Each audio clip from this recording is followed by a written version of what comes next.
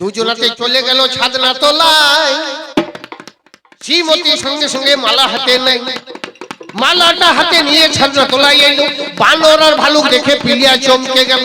সে মনে করছে যা শালা কাকে বিয়ে করবো রে, আমাকে বিয়ে করতে এলো একজনা বানর আর একজনা ভালুক। বিপদে পড়ে গেল। বিপদে বাঁচান কে? সেই বিপদ কারণ নারায়ণ ভগবান। সঙ্গে সঙ্গে ওই শ্রীমতী আমার কিবা কর্ম করে আর জয় জগৎপতি বলে যখন মালা দিল ছুড়ে, মালা দিল ছুড়ে, জয় জগৎপতি বলে যখন মালাটা ছুড়ে দিয়েছে, কি বলবো বাপ, নারদার পর্বত ছাদনা তোলাই ছিল দুটি বর বানর আর ভালুক।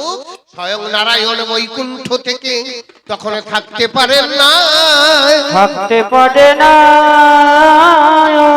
নারদার পর্বতের মধ্যে ছায়া রূপে দাঁড়াইলেন ওই জগতের গোসাই। ওই জগতের গোসাই যেই মাঝে দাঁড়িয়েছেন ছায়া রূপে, সঙ্গে সঙ্গে শ্রীমতী কহিল কি জয় জগৎপতি বলে যেই মালাটা ছুড়ে দিল, নারায়ণ ছায়া রূপে ছিল। শ্রীমতীর মালাটা গলাতে পরে নিলেন, শ্রীমতীর হাতটি ধরে সঙ্গে সঙ্গে একবারে দৌড়ে চলে গেলেন বৈকুণ্ঠে।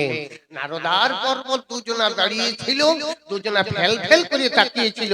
তাহলে এই মাত্র বউটা ছিল, বউটা কোথায় গেল? বউটাকে দু বেটাতে খুঁজে নাহি পেল। নারদার পর্বত তখন ধ্যানে বসে গেল।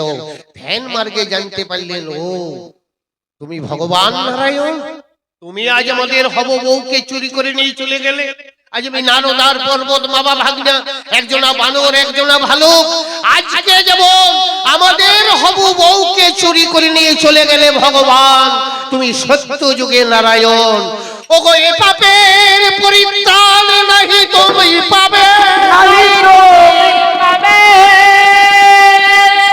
আগামী ত্রেতা যুগে রাম অবতারে তোমার বউ চলে যাবে, চলে যাবে।